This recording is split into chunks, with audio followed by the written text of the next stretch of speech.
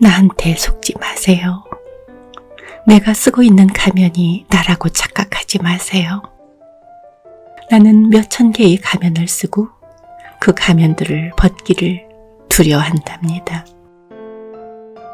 무엇 못하는 척하는 것이 바로 내가 제일 잘하는 일이죠. 만사가 아무런 문제 없이 잘 되어가고 있다는 듯, 자신감에 가득 차 있는 듯 보이는 것이 내 장기지요. 침착하고 당당한 멋쟁이로 보이는 것은 내가 제일 좋아하는 게임이지요. 그렇지만 내게 속지 마세요. 나의 겉모습은 자신만만하고 무서울 게 없지만 그 뒤에 진짜 내가 있습니다. 방황하고 놀라고 그리고 외로운. 안녕하세요. 감성편지의 김다원입니다.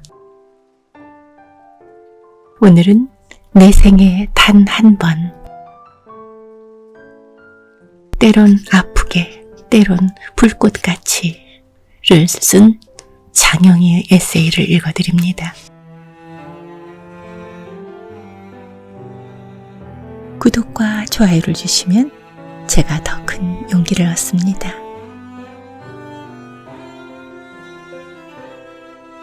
장영희가 둘?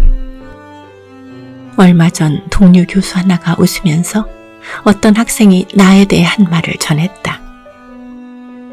학교에 들어오기 전에 영자신문이나 다른 글들을 통해 알았던 장영희 선생님하고 수업 들으면서 뵙는 선생님은 영 딴판이에요.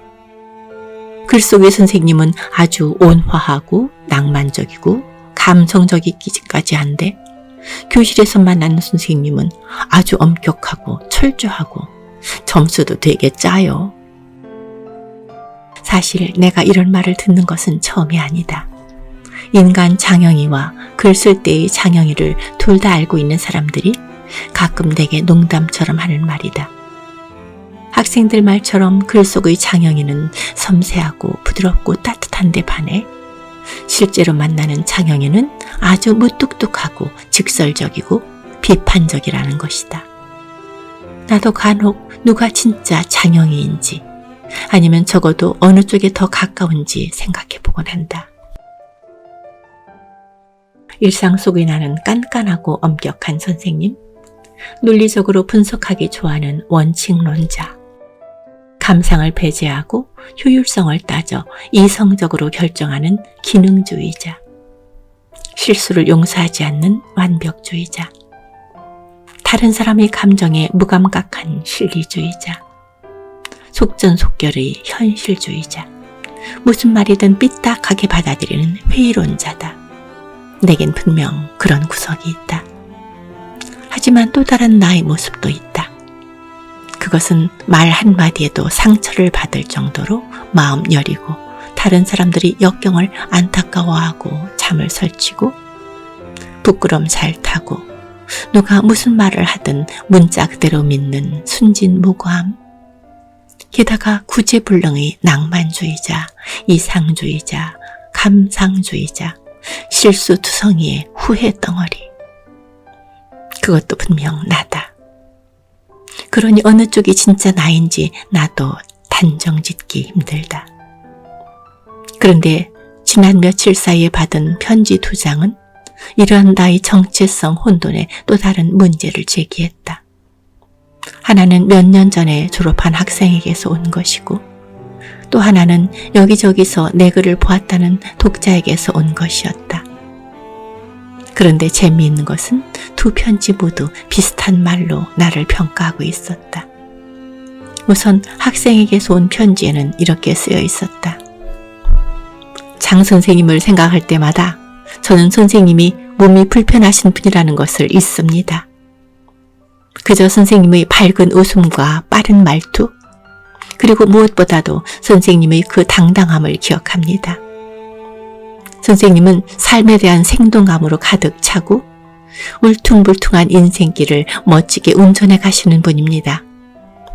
선생님의 맺고 끊으심이 분명한 태도, 언제 어디서나 자신만만한 모습, 선생님처럼 재미있게 살아가는 방법, 그리고 그 웃음까지도 배우려고 노력합니다.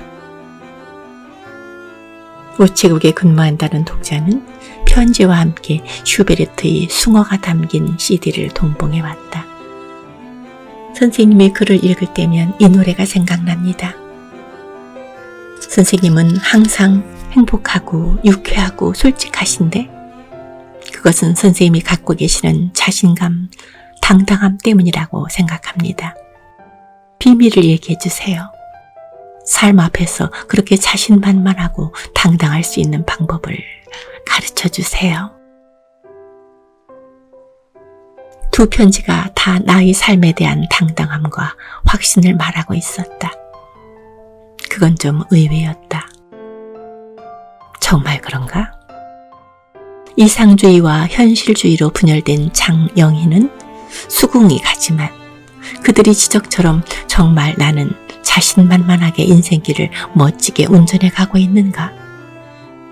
적어도 이에 대한 답은 내 스스로 확실하게 알고 있다. 절대로 아니다.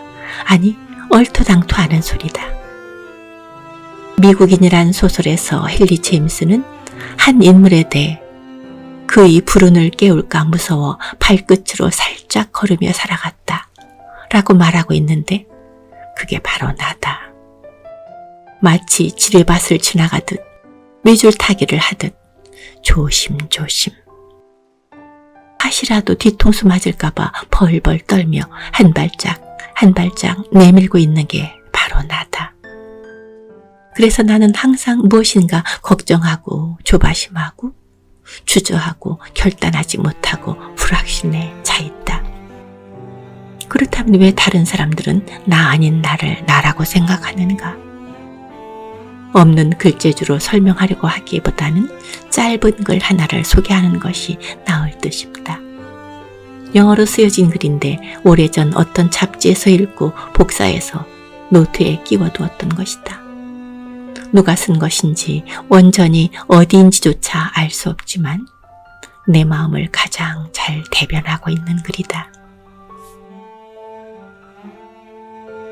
가면 나한테 속지 마세요. 내가 쓰고 있는 가면이 나라고 착각하지 마세요. 나는 몇천 개의 가면을 쓰고 그 가면들을 벗기를 두려워한답니다. 무엇 못하는 척하는 것이 바로 내가 제일 잘하는 일이죠. 만사가 아무런 문제 없이 잘 되어가고 있다는 듯 자신감에 가득 차 있는 듯 보이는 것이 내 장기지요. 침착하고 당당한 멋쟁이로 보이는 것은 내가 제일 좋아하는 게임이지요. 그렇지만 내게 속지 마세요. 나의 겉모습은 자신만만하고 무서울 게 없지만 그 뒤에 진짜 내가 있습니다. 방황하고 놀라고 그리고 외로운. 그러나 나는 이것을 숨깁니다. 아무도 모르는 비밀입니다. 나는 나의 단점이 드러날까 봐 겁이 납니다. 그러나 이것을 말할 수는 없어요. 어떻게 감히 당신께 말할 수 있겠어요? 나는 두렵습니다. 당신이 나를 받아주고 사랑하지 않을까 봐 두렵습니다. 당신이 나를 무시하고 비웃을까 봐 두렵습니다. 당신이 나를 비웃는다면 나는 아마 죽고 싶을 것입니다. 나는 내가 아무것도 아니라는 것을 잘 압니다. 그게 밝혀지고 그로 인해 사람들로부터 거절당할까 봐 겁이 납니다. 그래서 나는 당당함의 가면을 쓰고 필사적인 게임을 하지만 속으로는 벌벌 떠는 작은 아이입니다. 나는 중요하지 않은 일에 관해서는 무엇이든 얘기하고 정말 중요한 일에 관해서는 아무 말도 안 합니다. 하지만 그럴 때 내가 말하는 것에 속지 마세요. 잘 듣고 내가 말하지 않는 것, 내가 말하고 싶은 것, 내가 말해야 하지만 할 수 없는 것들을 들어주세요. 그렇지만 나는 가면 뒤에 숨어있는 것이 싫습니다. 나는 내가 하고 있는 게임이 싫습니다. 나는 순수하고 자유로운 진짜 내가 되고 싶습니다. 하지만 당신이 나를 도와줘야 합니다. 내가 절대로 원하지 않는 것 같아 보여도 당신은 내게 손을 내밀어 주어야 합니다. 당신만이 내가 쓰고 있는 가면을 벗어버리게 할 수 있으니까요. 당신이 친절하고 부드럽게 대해주고 나를 격려해 줄 때, 정말로 나를 보듬어 안고 이해해 줄 때 나는 가면을 벗어던질 수 있습니다. 당신이야말로 내 속의 진짜 나를 다시 살릴 수 있습니다. 당신이 내게 얼마나 소중한 사람인지 알아주셨으면 합니다. 내가 숨어서 떨고 있는 벽을 허물고 가면을 벗어던지게 할 수 있는 사람도 당신뿐입니다. 당신은 나를 불안과 열등감, 불확신의 세계에서 해방시켜 줄 수 있습니다. 그냥 지나가지 말아주세요. 그것은 당신께 쉽지 않습니다. 오랫동안 쌓인 두려움과 가치 없는 인생을 살고 있다는 회의의 벽을 무너뜨리는 것은 쉽지 않습니다. 당신이 내게 더욱 가까이 올수록 나는 더욱더 저항해서 싸울지 모릅니다. 그러나 사랑과 용납, 관용은 그 어느 벽보다 강합니다. 부드러운 손으로 그 벽들을 무너뜨려 주세요. 내 속에 있는 어린아이는 아주 상처받기 쉽고 여리기 때문입니다. 내 가면을 벗기고 나를 받아들이고 나를 사랑해 주세요. 나는 받아들여지고 사랑받기를 원합니다. 나는 당신이 아주 잘 아는 사람입니다. 나는 당신이 만나는 모든 사람입니다. 나는 바로 당신입니다. 여러분 안에는 어떤 여러분이 있나요? 몇 개의 여러분이 있나요?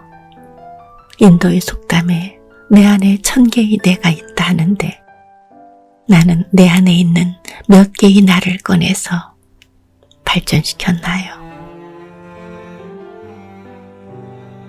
여러분, 오늘은 자신을 생각하는 시간입니다. 고맙습니다. 다음 주에 뵙겠습니다.